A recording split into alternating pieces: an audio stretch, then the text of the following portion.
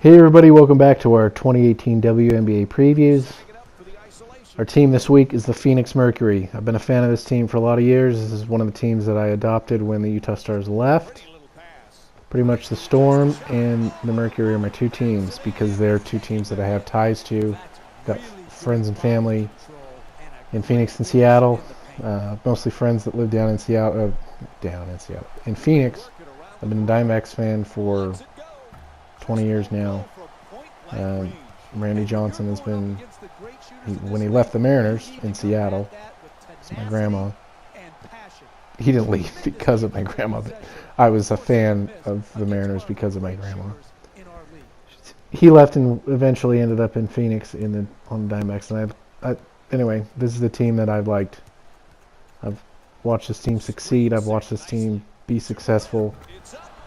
As a fan of this team, I can admit this team is in decline. This team's old. The young players that they have are, in my opinion, unproven. I want to talk about what they did last year. Last 2 years. You know, they won in 2014. They won it all against this guy. Brittany Griner was a standout player. She is a standout player. Here she is doing what she does. Overpowering the post, blocking shots. She's an amazing defender. She's a great post player, but she needs more around her. She needs more around her. Let's look at. I know people don't like the player efficiency ratings. Sometimes they pick the pie or whatever. I like it just because it gives me kind of an overview of. It's not maybe the best. It's not a perfect model, but let's look at it. Brittany Griner last season had a PER of 28.7. She had a true shooting percentage of 64.2%.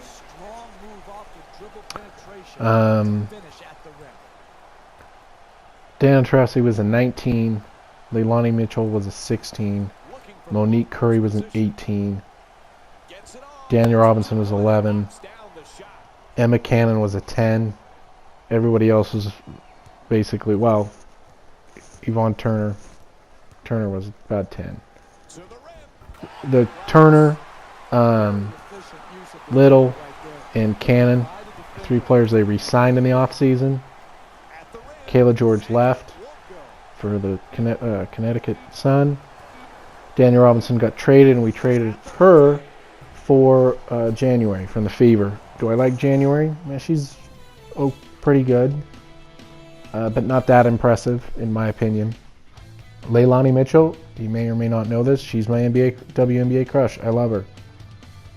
She's one of my favorite players in the league. She played for Utah, so I've always rooted for her. She's dynamic. She was great in the playoffs last year, but there's just, beyond Griner, there's not enough there. Diana Taurasi's in decline. And DeWanna Bonner is going to be back, but we don't know what to expect from her. And then the other thing is, what do we see with Sancha Little? I'm not excited about. I like her, but she's also on the tail end of her career. I liked Danielle Robinson. I don't know why they got rid of her. I don't know why. Maybe I'm wrong about her, but I liked her. I thought she was a good long-term solution as a replacement for Taurasi as she goes there for a pretty sweet drive and one. But what I'm saying is they've got to draft well. The draft just ended tonight. Let's look at who they drafted. They drafted Raysa Mussina from 20-year-old. She's very young, but she could be very good. She could be definitely a standout international pick. Gulich from Oregon State could be a good backup and could learn a lot from Griner. Tyler Scaife, I'm going to be honest, I don't know how to say it, and I apologize for not being able to say it right. 5'9" from Rutgers, who knows? Imani Wright, I know a little bit about her because she played at Florida State. Along with Shaquilla Thomas, I'm a Florida State fan. Since I was a kid, I've been a big Seminoles fan. Knowles. Those are question marks for me. Anybody in the second or third round is a question mark for me. There's some great players that come out of the second round, a few out of the third round, obviously, but it is hard if you're a second or third round pick in the WNBA draft to make it even on the team. And so this team's got to start. They can't be mediocre. They can't stay mediocre, because if they stay mediocre, they're going to stay where they are in the draft lineup. They're not going to get lottery picks. They're not going to get enough first-round picks. They're not going to be able to rebuild. There's not enough trading that happens in this league for them to magically get pieces around Griner to compete again fast enough. So what I'm saying is they're in a strange transition. They're in a tough spot. Do they stay mediocre or do they tank? Now, I don't like tanking, obviously.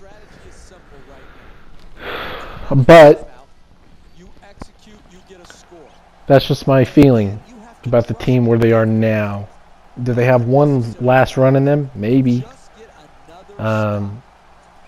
Taurasi's quit international play, so maybe she's got enough left in the tank. But she's past her prime. Nobody wants to admit it, but she is. Maybe people are willing to admit it, but maybe they're not willing to admit she's as past her prime as they think she is. And she can still win a game for you. She can still take over a game, but not enough games that it makes sense. So anyway, the point of all this is a team that has had tremendous success in this league in the past. And I think this franchise has got a lot of pride, and I think they have a very strong, one of the best fan bases in the league. They've worked hard to build a franchise here that matters.